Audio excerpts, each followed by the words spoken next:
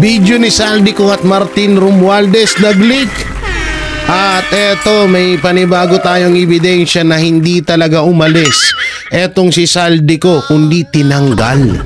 Naku po, sino kaya ang nagtanggal? Ito yung mga pag-uusapan natin at ito, isang buwelta ni Acting Mayor Basti Duterte, Vice Mayor Sebastian Duterte, na ito ay isang palabas lamang ni Marcos Jr. Naku, grabe na lang itong mga pag-uusapan natin dito. At syempre ito, may papakita ko sa inyo na alam ko po ay matutuwa ho kayo dito sa balitang ito, no? Dahil etong si Pangulong Rodrigo Roa Duterte ay nalalapit ng makalaya at makabalik sa bansang Pilipinas. So eto, no, ayan, makikita natin yan mga banateros, mga kabiyaya. Sa inyong screen, inayos lang natin ng konti para ating mabasa, no? Eto, no, basahin natin. Sang-ayon ka ba na sa mas mabuting maibalik na lang si Pangulong Duterte sa Pilipinas kaysa ilipat? Wait lang, hindi natin masyadong mabasa. Itas natin konti. Yan. Kaysa ilipat sa ibang bansa sakaling maaprubahan ng kanyang interim release. So ayan po, no, mga banateros, mga kabiyaya, anong may kukomento nyo dyan? Ako, para sa akin, bakit pa kailangan natin sa ibang bansa dalhin si Pangulong Duterte?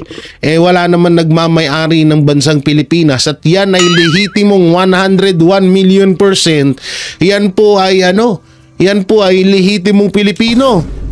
So bakit natin siya doon pagtatabuyan sa ibang bansa? Pwede naman huyan dito sa bansang Pilipinas, 'di ba?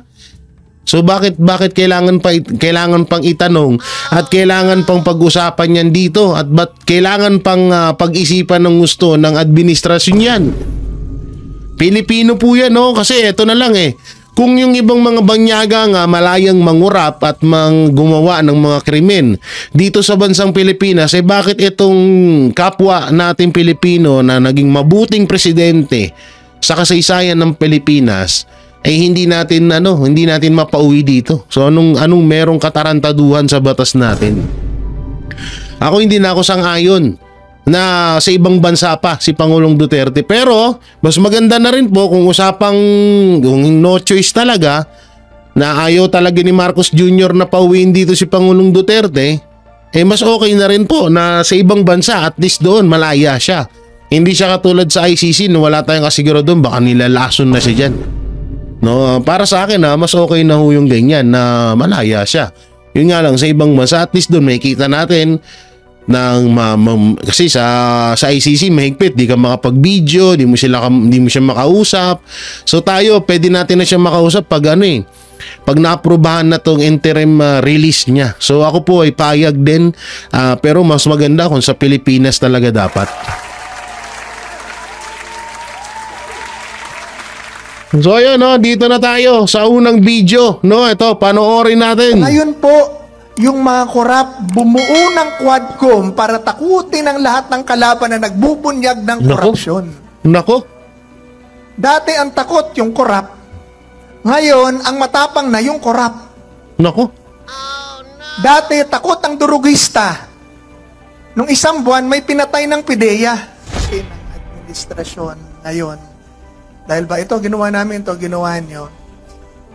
Pero kailangan nilang malaman at kailangan malaman ng taong bayan para magkaroon ng standard. Takbo ang tao. Ba't pa tayo nagtayo ng gobyerno? Ang Pangulo... Naku, may sound. Diba, mukhang delikado tayo dito. Oo, so dito na lang natin siya panoorin. Si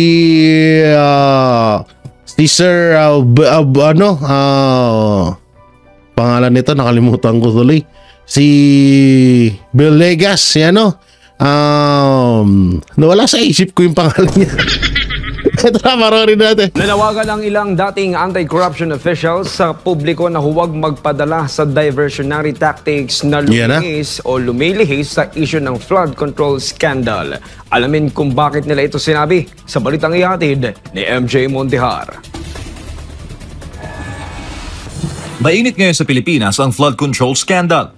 Mula sa palpak ng mga proyekto, ghost projects at isyu ng korupsyon, bilyong-bilyong pondo ng bayan ang nalulustay dito. Iniimbestigahan ito ngayon sa Senado at Kamara. Sinabi ni Senator Ping Lacson na posibleng kasabot dito ang ilang senador at kongresista gamit ang insertion sa national budget para pondohan ang mga questionableng proyekto. Sa gitna ng usapin, pinuna ni Attorney J.V. Hinlo, dating Commissioner ng Presidential Anti-Corruption Commission o PACC, ang tila diversionary tactics sa media. Ang ginamit na issue, ang umano'y extradition request ng US government kay Pastor Apollo C. Quiboloy, isang pribadong individual na hindi nagnakaw ng ni isang kusig na pera ng gobyerno. Tama. Ani Hinlo, questionable ang timing ng paglalabas ng issue. Yung kay Pastor Quiboloy, they are saying yung mga kasos niya sa US, those are already personal cases niya doon. Wala namang national significance yun na pagbigyan talaga ng pansin ng gobyerno. Para naman kay dating PACC Chairman Greco Belhica, hindi dapat bitawan ng publiko ang flood control scandal dahil malinaw na propaganda lamang ang ginagawa sa issue kay Pastor Quiboloy. Opo, tama. Dapat wag talagang bitawan ito, ang issue to ng taong bayan. Dapat kalkalin, dapat i-expose. I-post nyo po na i-post sa Facebook, sa news. Kunan nyo po ng mga videos, yung mga anomalyang proyekto na nagawa. Ayon kay Senator Lacson, mula 2011 hanggang ngayon, umabot na sa 1.9 trillion pesos ang inilalaan na pera para sa flood control. Kabilang dito ang mahigit 1 trilyong piso sa nakalipas sa 3 taon. Huwag tayo magpadala dun sa mga diversion, yung mga issues na ilalabas nila para mamatay itong isyong to. Ibalik na naman sa ibang issue. Dahil pagka ito po ay nawala sa ating consciousness, uulit-ulitin na naman po ito. Balak maglunsad Belhica ng People's Audit sa lahat ng flood control projects. Mismong si Pangulong Bongbong Marcos na ang nangunguna sa kampanya laban sa flood control scam. At ayon sa dating anti-corruption officials, hindi si Pastor Quiboloy ang problema ng bayan, kundi ang mga korap at gahaman sa pamahalaan na walang takot na ninanakaw ang pera ng bawat Pilipino. Ay nga yung masakit dyan no? Ang masakit dito, katulad yan, si Pangulong Duterte, si Pastor, asan sila ngayon, mga nakakulong? Sa mga salang hanggang ngayon, hindi pa rin napapatunayan.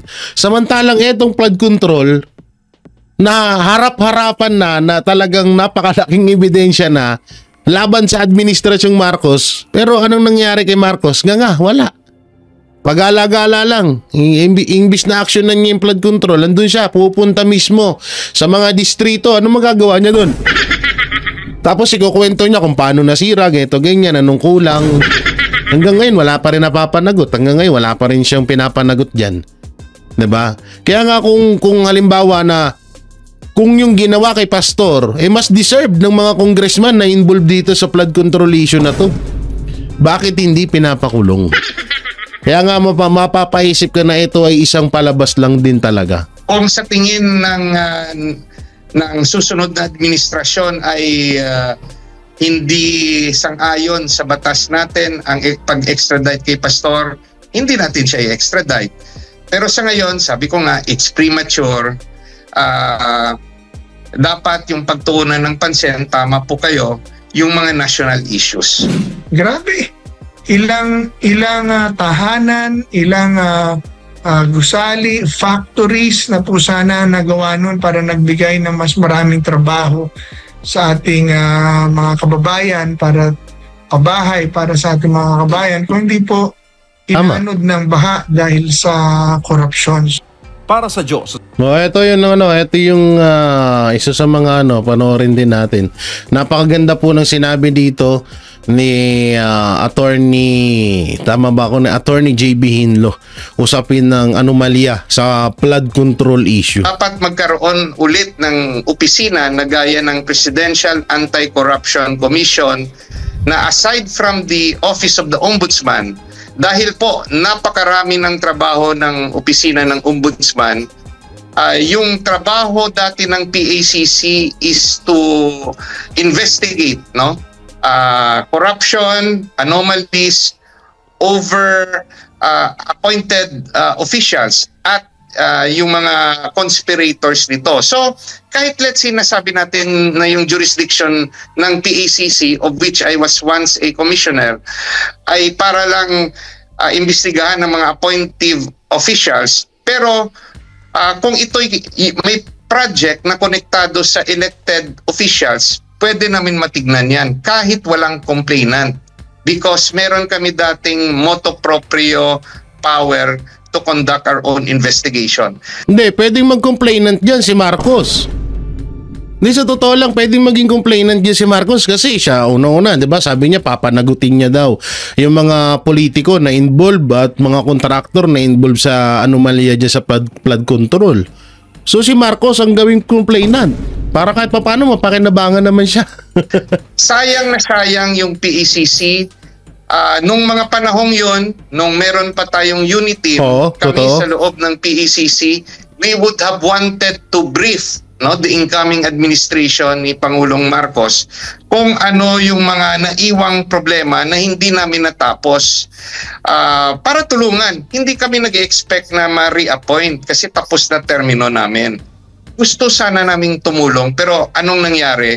At ako'y kinabahan nung panahong yon dahil sa kauna-unang executive order ni Pangulong Marcos, binuwag niya ang Presidential Anti-Corruption Commission. Projects, ano Yan nga yung masakit dyan no? Yung Presidential Anti-Corruption Division. Bakit binuwag? No? Tignan nyo ngayon nangyari. Marami pa nga, tawang-tawa nga ako sa mga bobong vlogger nun Sabi yan, okay yan, para hindi na mangurap ang mga Duterte. Mangurap ang mga Duterte, siya ba yung presidente ngayon? Tanga ba kayo? O tignan nyo ngayon ang nangyari nung tinanggal yung anti-corruption na itinalaga ni Pangulong Duterte. Anong nangyari? Bilyon, trilyon, milyong-milyon, bilyong-bilyon ang korupsyon na nangyayari ngayon sa gobyerno. Ayun yung purpose nun. Kaya nila binuwag yun. Para malaya silang mangurap. Tignan nyo. Ano ebidensya ngayon? Yung flood control issue. Ano ngayon masasabi nyo? Tangina, napakaganda na nun Kauna-unahang presidente na nagtalaga ng ganun para maiwasan ng korupsyon sa bansang Pilipinas. Tapos bubuwagin ni Marcos. Tapos ngayon, galit na galit si Marcos sa mga korap dyan sa flood control. Ultimo, siya nga dapat managot niyan 3 years na siya ha. 3 taon na ho siya. 3 taon na siyang presidente ng bansang Pilipinas. 3 years na ho siyang presidente ng bansang Pilipinas. Bakit ngayon niya lang yan susolusyonan? So kung sino man dapat ang isisihin dito, walang iba kundi siya. Ba't tinayaan niya? Ano niya nga, binuwag niya nga yung anti-corruption na itinatag ni Pangulong Duterte. Ganun lang kasimple yun. Una sa lahat, ang turing po ninyo, ano bang reaksyon dating po para sa inyo ang isyong ito? Yung flood control project anomaly o controversies, isa lang yan sa mga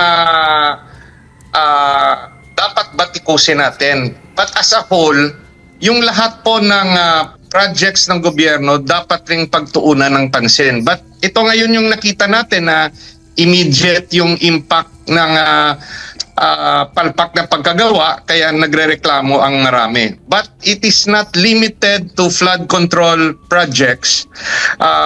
Meron rin yung mga the usual infrastructure and road projects na dapat rin i-audit. At sa tingin ko, yung problema hindi lang yung kasalukuyang mga nakaupo, pero systemic na itong problema. Opo. Lumala lang. Opo, attorney. Personally, sa karanasan po ninyo, lalo na po dyan sa Visayas, marami ho ba kayong nakikita na obserbahan na mga flood control projects? Mayroon bang mga ghost projects, flood control projects, at mga sira-sirang flood control projects, attorney? Particular na po, dyan po sa banda ng Visayas. Yung aking napansin dito sa Bacolod City, yung regular diggings of culverts, no? Yung maganda pa yung daan, pag nagpapalit ng mga administrasyon o almost every year nakikita nating binabakbak yung mga kalsada at nilalagyan ng panibagong culvert. Yung sa ngayon, nakikita ko ngayon yung lumang culvert na semento na ay pinalitan na naman ng plastic. So, kung titignan natin, never ending yung paggagawa ng mga kalsada. And when you replace culverts, minsan napansin ko personally na nag-iisip ako, nililinis ba nila yung sa loob ng mga culverts na ito? Baka maraming nakatambak na mga buhangin o mga lumang konkreto na hindi natanggal, hindi nalinis ng husto. Paano yan? Pag bumara, di sira na naman at gagawa na naman ng bagong proyekto. Yung napansin ko, ayaw yata nila ng permanenteng solusyon para yung projects paulit-ulit at tayong mga sambayanan ang gagastos nito. Opo. Yun naman talaga. Yun naman talaga ang totoo dyan. Ayaw talaga nila ng permanenteng gawa. Dahil kapag pinagpermanente nila yung mga proyekto na yan, wala na silang makukuha na ng pera. Kasi kada taon, giba. Kada giba nila, kada gawa nila, pera yan sa kanila. Yan ang talagang nangyayari dyan. Diba? So kaya nga ito ang pinagkaiba ng ibang bansa sa atin. Sa ibang bansa kasi lahat ng mga proyekto doon ipinipix nila ng isang gawaan lang. Lifetime, tinatawag na lifetime ng magagamit ng mga residente doon sa bansa na yun. Yung kalsada, kung may masisira mang konti sa kalsada, gasino lang. Pero hindi katulad dito sa atin. Dito kasi sa atin, una-una kapos na sa bakal, kapos sa simento, tapos ang kukulangan pa ng mga tao na gagawa. Yung mga gagawa naman, tinatamad din gumawa kasi yung sahod sa kanila. Ito, totoo ito nangyari Kasi ako, construction worker ako. Ilang beses ko nang sinabi sa inyo yan. Kalsada, sa school, sa lahat. Ako, namamakyaw pa nga ako noon ng bahay No? So, ang nangyayari noon, ipapasok ka ng kakilala mo. Ang araw mo talaga, 500. So, yung kakilala mo, gagawa ng ikaw, siya ang nagpasok sa'yo, ilan kayo, 10 kayo, babawasan kayo ng tig 50 pesos or 100 pesos sa kada araw nyo. Mapupunta sa kanya yun. Ganun pa yung isang kalakaran dyan. Kaya tuloy yung mga manggagawa, tinatamad kasi ang baba na lang pasahod sa kanila. Gasino sa panahon ngayon, yung 100 pesos na yan, malaking halaga na sa mahalin ng bilihin ngayon. Kaya sa ibang bansa, ang nangyayari, yung proyekto, halimbawa kalsada, yung kalsada, ginagawa na nila ng pang ilang taon na yun. Pang matagalan na. Kompleto bakal, maganda ang semento, puro ang semento. Yung mga manggagawa, sinisipag din dahil bastante yung pasahod sa kanila. Yung kalsada, aabutin ng mga 20 to 10 years. So kung ganyan din sana sa atin na yung mga proyekto, halimbawa katulad na lang yan, flood control. Ang flood control bago masira umaabot ng 10 to 20 years. So 'di ba makakaipon yung bansa natin? Mas makakaipon ng pondo para sa mga iba pang proyekto na pangpaganda ng bansa natin para makasunod tayo sa mga first world country, 'di ba? Ganon ang mindset ng ibang bansa, hindi katulad dito sa atin. No? Ang sa atin kasi, tatabangan ng bakal, kukulangan ng bakal, kukulangan ng simento para next year or sa susunod na buwan, may panibagong proyekto na naman sila at another income na naman. Ganyan yung realidad. Kaya tingnan nyo, ang daming sira na flood control kasi ganito. Yung flood control, nakita nilang malaki ang kitaan Malaki ang pera sa flood control. So ang ginawa nila, umutak sila. Huwag natin masyadong tibayan para pag nasira, sa atin ulit ipapagawa, panibagong kontrata na naman yan. Panibagong pera na naman yan. Diba? So ganyan ang utak ng ibang mga kontraktor. Ibang mga yung mga corrupt dyan. Kasi nga, hanggat may gawa sila, patuloy-tuloy yung pera sa kanila. Tututusin, kayang-kaya naman tibayan. Ang laki-laki ng pondo eh.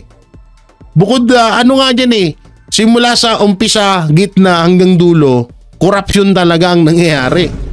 Ibibigay yung pera, 50 billion. Para sa isang flood control sa isang distrito. Doon pa lang sa 50 billion, may bawas na. Pagdating doon sa kontraktor, yung SOS na tinatawag, yung for the boys, bawas-bawas na, magiging 30 billion na lamang ang budget sa flood control. So doon pa lang, bawas na. Pagdating sa kontraktor, ipapasa sa mga subcon, no, magkano na lang? 20 billion na lang. So sobrang bawas na. Halos kalahati na ho ng budget ang natapyas. Ganun yung kalakaran ngayon, kaya hindi nila tinitibayan, kasi pag once na tinibayan nila, mawawalan sila ng proyekto, mawawalan sila ng income. Isa po sa mga most recent na mga balita o mga naganap noong mga nakaraan, particular na noong Biyernes, August 22 po, ay may inaresto pong isang engineer o district engineer dyan po sa Batangas, DPWH district engineer, matapos nga makipagkita sa isang kongresista, kay Congressman Leviste. Nahuli po siya sa isang entrapment operation na tangkang suhulan ang kongresista ng nasa higit 3.1 million pesos na suhol, attorney. Ano ba ang masasabi po ninyo hinggil po dito? Well, nahuli siya, no? Pero kung titignan natin ang sitwasyon, si Congressman Leviste yata yung pinakamayamang kongresista sa lahat, no? Meron akong nakita sa social media na he's a billionaire by reason of his solar business. So, suhulan mo yan ng 3 milyon, sinsilyo yan sa kay Congressman Leviste, no? So, yung tanong, no? Isa lang yan sa simptomas. Paano naman yung mga ibang congressman, no? So, kung nangyari yan na walang hiya na sinuhulan ang isang bilyonaryo, na sabi ng report ay SOP raw, paano naman yung mga iba nating kongresista o mga senador? Meron rin kayang ganong patakaran. Paano natin mahuhuli kung hanggang mag-aantay lang tayo sa entrapment operation? Yung mga transaction, hindi naman yan nakikita ng ating mga mata. Nangyayari yan sa dilim at sa pag-uusap ng mga partido. So, there should be a way to improve our anti-corruption drive. At yung yung dati ko pang sinusulong, dapat amyendahan ang Data Privacy Act at Bank Secrecy Law para mabigyan ng kapangyarihan ng ombudsman na matignan ang mga properties at pera ng mga politiko. So that's one way, no?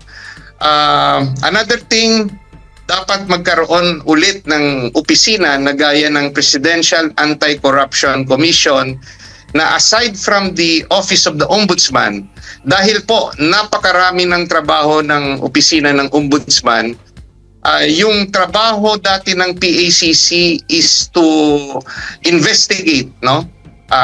Corruption, anomalies over appointed officials at yung mga conspirators nito. So, kahit let's say nasabi natin na yung jurisdiction ng PACC, of which I was once a commissioner, ay para lang imbestigahan ng mga appointive officials. Pero kung ito'y may project na konektado sa elected officials, pwede namin matignan yan kahit walang complainant.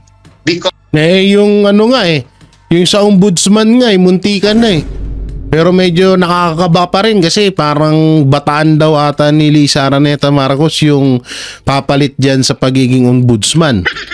So nakaligtas tayo kay Remulla, hindi tayo nakaligtas sa bataan ni Lisa. Yung nakakatakot dyan. Isa pa yan, no? So hindi mapapanagot ang mga korap sa gobyerno, lalong-lalo na si Marcos Jr. kung ang mga kaalyado niya rin yung papalit. meron kami dating motu proprio power to conduct our own investigation. Sayang na sayang yung PECC. Nung mga panahong yon, nung meron pa tayong unit team, kami sa loob ng PECC, we would have wanted to brief the incoming administration ni Pangulong Marcos kung ano yung mga naiwang problema na hindi namin natapos para tulungan. Hindi kami nag-expect na ma-reappoint kasi tapos na termino namin. Gusto sana naming tumulong pero anong nangyari? At ako'y kinabahan nung panahong yon dahil sa kauna-unang executive order ni Pangulong Marcos, binuwag niya ang Presidential Anti-Corruption Commission. Opo. Attorney, bilang isang abogado at syempre para na rin sa kaalaman ng ating mga kababayan, ano ba yung possible na kasong kakaharapin kapag isang opisyal ng gobyerno ay na-involve sa ganito pong mga kaso? Maganda yan. Well, yung sa ngayon, yung narinig natin sa kay Pangulong Marcos, na yung gusto niyang batikusin at possibly ikasuhan ay yung mga contractors. Now, kung wala tayong ebidensya laban sa mga public officials, kasi mahirap yan makonect. Tsaka ba't sa contractor? Di alam nyo mga contractor, kung sakali mang magkaroon ng gipitan, ilaglag nyo yung mga congressman na nasa likod nyo. Kayo yung gigipitin dyan. Sinabi pala to ni Marcos Jr. Di ko na rin napakinggan to na ang kakasuhan niya lang yung mga kontraktor. Paano yung mga congressman na nasa likod niyan? So baka totoo nga yung sinasabi ni Mayor Baste na palabas lang to para hindi makita ng taong bayan or hindi mapanagot ang mga congressman na nasa likod ng mga kontraktor. Kung hindi aamin ang kontraktor na may kakonsyaba siya, yung mafa-file natin hindi corruption case, but pwedeng estafa, pwede yung economic sabotage. Bakit estafa? Kasi pinaniwala ng kontratista na natapos niya yung trabaho o pinaniwala niya tayo o yung gobyerno na ginawa niya ang trabaho base sa specification ng isang project. For example, yung sa flood control, yung embankment, sinabi niya nga dapat may mga kabilya, pero sa totoo pala, instead na sinunod na lagyan ng mga kabilya based on specification, nilagyan niya lang ng kawayan. So, kung hindi natin mapuprove na may kasangkot na public official, it is an ordinary criminal case na estafa or economic sabotage. Opo. Rin yung kaparusahan pag economic sabotage. Now, if ma-prove natin na konektado ito sa isang public official, doon na papasok yung anti-graft, So, Republic Act 3019 at yung sa Republic Act 6713, yung Code of Conduct ng mga public officials. So, kung yung project ay more than 50 million, papasok rin yung kasong plunder. Opo. But we have to prove conspiracy. Opo. At applicable po itong nabanggit po ninyong mga kaso dito sa kaso naman ni Congressman Leviste laban po dito sa District Engineer dyan po sa Batangas. Well, the district engineer is a public official. Pag yung salary grade niya ay covered ng batas, doon siya sa Sandigan Bayan sasagot pag sinampahan na siya ng kaso ng ombudsman. But there should be a complaint first filed with the ombudsman at yung ombudsman magdedetermine ng whether liable yung engineer na yun administratively at pag convicted siya administratively, permanently disqualified from service siya. At kung liable siya sa criminal case, ifa-file ng ombudsman ang kaso sa Sandigan Bayan or sa RTC, sa Regional Trial Court. Alam nyo kung sakali man na halimbawa dumating sa punto na itong usapin sa flood control at wala ni isang congressman ang mahatulan ng impeachment or pagkakakulong dito sa issue ng flood control, wala to. Tsaka magwawala taong bayan dito. Kasi isipin, ang sasabihin nila, yung bilyong-bilyon na kinurakot, hindi nyo pinagpukusan, hindi nyo binigyan ng hustisya. Hindi nyo pinagtuunan ng pansin. Hindi man lang nga nanagot yung involved ng mga congressman dyan at mga, sabihin na natin, kahit senador. Pero yung impeachment kay Vice President Sara Duterte, kay Pastor Apollo C. Quiboloy, kay Pangulong Duterte, pinagtuunan nyo ng pansin at yung dalawa nakakulong. At yung si Vice President Sara Duterte gusto nyo i-impeach.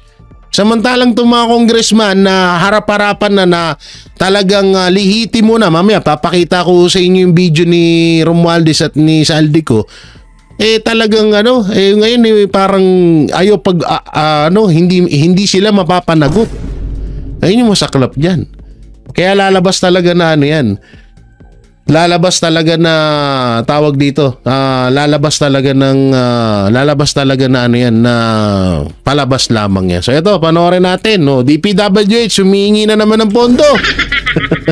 DPWH umano ang humingi ng pondo para sa mga flood control project sa Bulacan. Patay sa pagsusuri. House Infrastructure Committee sa pambansang budget. Kasama riyan ang mga umano'y ghost project na nagpainit ng ulo ng Pangulo. Nakatutok si Tim Perez. Yan na, lakad. Flood control project. Puta na, anong mo dyan? Anong tawag dito? Paano mo mapapanagot ang mga korap dyan sa kakalakad mo? Sa Bulacan, na nagpainit ng ulo ni Pangulong Bongbong Marcos, hindi congressional insertion, kundi proyektong isinulong ng Department of Public Works and Highways ayon sa co-chair ng House Infrastructure Committee. Base ito sa pagsusuri ni House Infracom Co-Chair Terry Ridon sa National Expenditure Program o yung panukalang budget na isinumite ng ehekutibo sa Kongreso at General Appropriations Act o yung pambansang budget na inaprubahan ng Kongreso. Marami po sa mga napuntahan po ng Pangulo ng Pilipinas, particular ho sa Bulacan, kahit po yung nasa Baguio, ay mga National Expenditure Program originated projects. Hindi po ito Congressional Initiative originated projects. So kasama po rito yung pong Ghost Project na supposedly ginawa po ng First Engineering District ng Bulacan through Sims Construction Trading. Kabilang din daw ano ngayon, dinidikdik naman ng DPWH. Dalawa na yung dinidikdik nila, DPWH sa kontraktor. Pero congressman, wala pa rin. Ito ang substandard na proyekto sa Bulacan na sinita rin ng Pangulo. Yung pong sinasabi ho ng Pangulo ng Pilipinas na substandard project na in-implement din po sa Bulacan. Same District Engineering Office, implemented po ng St. Timothy Construction. Ito po ay nasa NEP din po. Ng I think 2023 or 2022. Sagot ng DPWH. We'll try to find out if this is correct. Maybe if it is NEP or initiated, we will try to find out. Pero for as long as it is ghost project, then we'll have to file the necessary charges against those who are included with the Opo. In fact, today I think I have issued the preventive suspension of the district offices involved in mga ghost projects. Sisimulan na ng komite ang investigasyon sa mga flood control at ibang infrastructure projects sa September 2. Kasama sa mga ipatatawag ay ang top 15 contractors na binanggit ng Pangulo at mga opisyal ng DPWH, Commission on Audit at BIR. There should be criminal charges for ghost projects. If it's a 55 million project na pinera, di ba plunder na yun? Aabot ba ang sisi sa kalihim ng DPWH? We will see kung ano ho yung level ng kanya pong responsibility. Pero again, kung ina-admit niya halimbawa na meron pong failure to check at the level of the central office or at the level of the regional director, there is ultimate responsibility on the Secretary of the Department of Public Works and Highways. They'll have to establish my liability kung nangyayari po doon. Pero sir, at this point in time, you are confident, you can confidently say you did not benefit from any infrastructure Absolutely. project. Wala pong corruption on your Absolutely on my your part. end. No. I don't even have to I don't tolerate this kind of attitude. Yeah, that's why I'm filing all the charges against anybody who are involved actually in these ghost projects that have been discovered by the President. Ang Commission on Audit naman, magsasagawa ng technical inspection sa lahat ng flood control projects mula Utang na ngayon lang nila naisipan yan. 3 years ng ilang taon nang merong ganyan. Buisit. January 1, 2022 hanggang July 31, 2025, ongoing man o nakumpleto na. Para sa GMA Integrated News. Ay, nako, no. Ito, panakpakinggan natin tong panayam nasaan na yan? Eto, ni Mayor Baste. Ito, pakinggan nyo. Ito talaga, lihitimo. Pwedeng mangyari to. Pinit ni Acting Davao City Mayor Baste Duterte na si Pangulong Bongbong Marcos ang dapat sisihin sa maanumalya man ng flood control projects. Ayon kay Duterte, 3 taon itong pinalagpas ni PBBM. Kung totoong seryoso raw ang Pangulo, dapat niyang kasuhan ng mga sangkot na kontrakto. Tama. Tinulugsa rin ni Duterte ang anyay paninisi sa mga kongresista sa isyong ito. Nasa dahig ngayon si Duterte at kanyang mga kapatid para bisitahin ng kanilang ama sa ICC Detention Facility. Ikaw yung presidente. If there is someone to blame, that will be him. Kasi dinadivert tayo dyan sa mga congressman na yan. Cooking show ba? Cooking show! Sino man yung responsable talaga ng lahat? Sino pumirma ng budget? At sino implementing agency? It's DPWH that is under the president. Tama! Palakpakan! Sino ang pumirma ng budget na yan? Diba? DPWH under ng Office of the President yan. So, sino dapat managot? Presidente. Tama! Ang ina, yun ang gusto ko kay Mayor Baste. Ito yung full video. Pag tumahimik yan lahat bigla, tapos wala talagang resulta, na concrete result, na may nakulong, may nakuhan, somebody filed the case against somebody, cooking show. Cooking lang na. Tingnan pa sa sinabi nyo na may kasalanan talaga yung DPWH. Pero bakit kaya sa tingin nyo... Ang ganda ng transition ng video Talagang kusang umakyat umangat Hindi pa niya sinisibak si Secretary Bonoan ng DPWH. Ganito yan. Ang tingin ko lang dyan,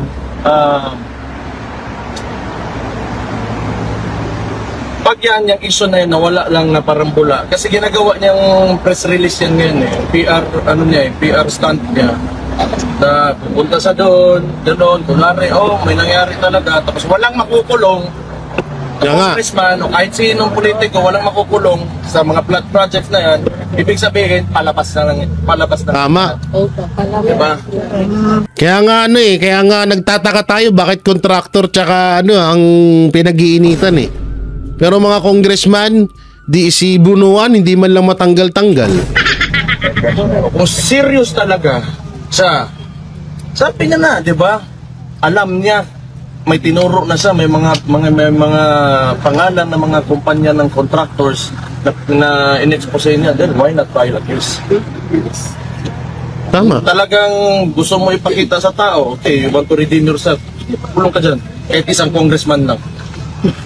Yung mga nasa Committee on Appropriations po na nag-approve ng mga insertions, kung dapat gawin dyan, yung mga pinakamalalapit sa kanya. Sa Presidente, Speaker, at saka yung Opinion Committee Chairman na nating Saldi po. Si Saldi po. Saldi po, ito ka while, diba? Tapos ngayon may bago. Kasi yan, they should look into Saldi po. Kasi, Saldi po. Daw, ang ingay nung sasakyan. Wala ba kayong mic na maganda-ganda? Kami nag-a-adjust sa inyo. Hirap na nga yung pandinig namin. Kasi aasuntuhin si Saldico, okay? Yun na nga. Pag tumahimik yan lahat bigla, tapos wala talagang resulta, na concrete result, na may nakulong, may nakuhan, somebody filed the case against somebody, cooking show. Yan ang liwanag ng sinabi ni Mayor Baste. Kapag walang nakulong, kapag walang nanagot, alam na this. Lam na this. Dito tayo sa isang meron pa ba? Wait lang sa isang Ano ba to? Sa isang video, no? Oo. O, dito muna tayo. Oo, hindi ko to nasama kanina. Sa sentro, sa usapin ng maanumalyang flood control projects. Mula sa kanilang simpleng buhay hanggang sa pabirong banat instant na millionaire. na sila. Alamin ang kanilang kontrobersyal na kwento sa agenda report ni Hannah T. Diskaya, ito na. Sabi ng mga kaibigan nyo, sumasaba kayo ngayon sa mas magulong buhay. Handa na po ba yung lahat sa inyong paligid? I think so, yes. Mula sa nooy excitement nilang sumabak sa politika, hanggang sa ngayon, nalaman na nga sila ng balita na nanatiling mainit na usapin sina Sara at Curly Diskaya. Ba't kaya hindi nagsasalita to dito sa interview ang daldal? Binalikan ng Bilyonaryo News Channel ang panayam ng aming desk editor na si Francis Folve, October 8 nitong nakaraang taon. Sa kasagsagan niya ng filing ng Certificates of Candidacy para sa 2025 midterm polls. Kalaunan, naging katunggali ni Pasig City Mayor Vico Soto si Sara Diskaya sa pagkaalkalde ng lungsod. Sa panayam, ibinahagi ng mag-asawa ang storya nila mula sa pagiging flood survivors hanggang sa maging bilyonaryo contractors. Si Sara ang pangulo ng Alpha and Omega General Contractor and Development Corporation. Top 2 ito sa 15 contractors na pinangalanan ni Pangulong Bongbong Marcos na kumorner sa bilyones na flood control projects mula 2022 to 2025. Biruin mo ha, 2022 to 2025. So kung halimbawa lamang ha, may nangyaring nakawan nung 2022, meron din 2023, 2024 hanggang 2025. So hindi lang pala talaga tayo dapat mag-focus sa 2025, kundi dapat pati yung 2022, 2021, 2020 kung saan ang merong anomalya dyan sa flood control, dapat imbestigahan lahat yan. Bilyones yan, kaya pala instant yaman sila. Tsaka sila na mismo nagsabi na ano ba ang susi, ano ba ang gateway ng pagyaman nila? DPWH daw. Sabi ni Elaine. So gawa natin to ng ibang video, no? So dito muna tayo sa pinaka-topic natin. Pasok. Hindi naman nag-resign, tinanggal siya. Patay. Even if meron siyang in-announce na hindi pala tinanggal si Saldico, nag-resign. Hindi naman nag-resign, tinanggal siya. or stepping down for health reasons. Hindi, tinanggal talaga siya. Alam niyo po ba sinong nagtanggal? Ang nag-move si Congressman Sandro Marcos, di ba? Nag-move siya to declare vacant yung chairmanship ng Appropriations Committee. At that time po ba, because kami nanonood lang, bakit kaya ang tanong? I personally assumed that it was declared vacant because Congressman Zaldico had already resigned by then. Hence, the motion to declare it vacant. Or hindi pa po siya nag-resign at that time? Mukhang hindi naman nag-resign eh. Nagsabi lang siya na meron siyang health problems, pero hindi siya nag-resign. And what do you make of this? Meaning, kung nag-step down na si Kong Zaldico as chairman for appropriations, do you think there should still be liability left for those who are left in the leadership? Dito, since nung nangyari yung crime, Zaldico was the chairperson of the Appropriations Committee. Of course, perfected na yung crime by then.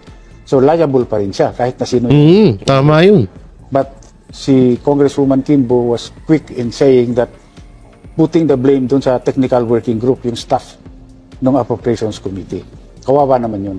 Pero pwede po bang mangyari yun? In the past, nagagawa po ba yun sa Congress na you have a technical staff that fills in blanks? Not just... So hindi ibig sabihin na wala na si Saldico sa pagiging chairman of Appropriation, kung tama ba yung bigkas ko, hindi po ibig sabihin nun absuelto na siya sa mga nangyaring krimen. O eto, panoorin naman natin yung dalawa, si Martin Romualdez at si Saldico. Our chair for APO and our APO bicameral members. Hi, Chief Romy. Yeah, siguro hindi naman na to masasabing hindi naman na sigurong masasabing AI to or fake news. Please kindly convey to the AFP, to our men and women in uniform, that as we committed, that the subsistence very allowed. Ito daw yung on the line AFP Chief of Staff Romeo Browner. December 11, 2024 after BICAM. Okay, panoorin natin. From 150 to 350 has not only been affirmed but has been approved and it's being signed right now, and we will ratify the bicameral report this afternoon. So please tell that. Palakpakan yung mga loko. Dami yung pera! They heard, that's all fake news. Basta nagsalita tayo when we speak. I as a speaker in the House, when we speak. Yabang, no? Basta nagsalita tayo. Ako ang speaker. Ako ang magsasalita. You will always deliver. You are top priority, sir. No, top priority pala si Browner, in fairness, ha? Top priority po kayo. And we are fully committed to support all of you and keep your morale high and to always take care of you. Please convey that, ha? Mabuhay ang AFP. Mabuhay kayo lahat. Okay. I will relate this, sir, to the troops on the ground, and then I will continue my speech to be So that is signed here in the BICAM. It will be ratified tonight in the plenary. Grabe. We will ratify the budget on Wednesday, and the president will sign it into law. That is as good as gold. So I just wanted to allay any fears that there was anything other than what we had committed in some balance to you and to the troops. Mabuhay.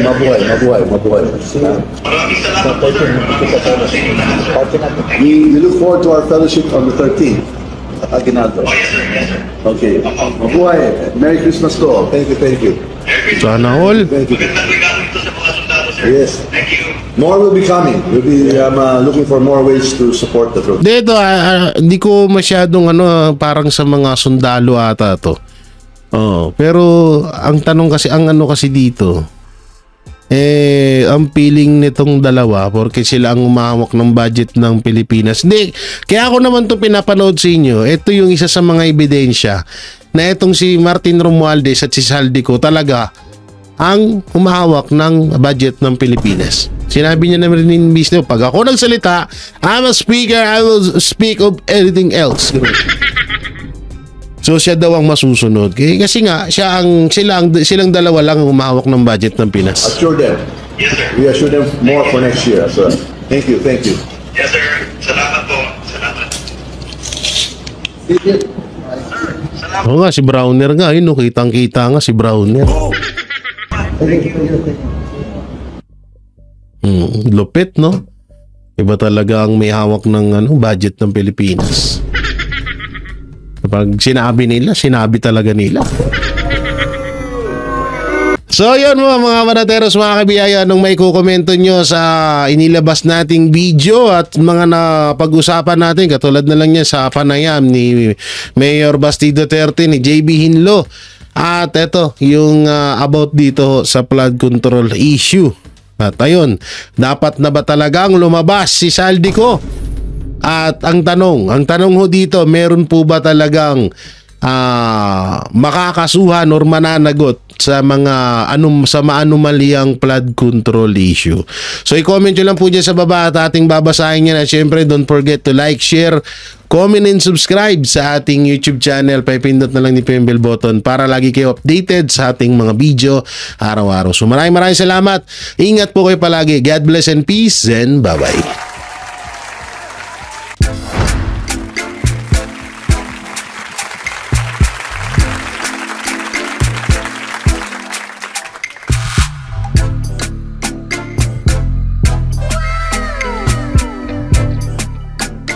The next performance will start momentarily.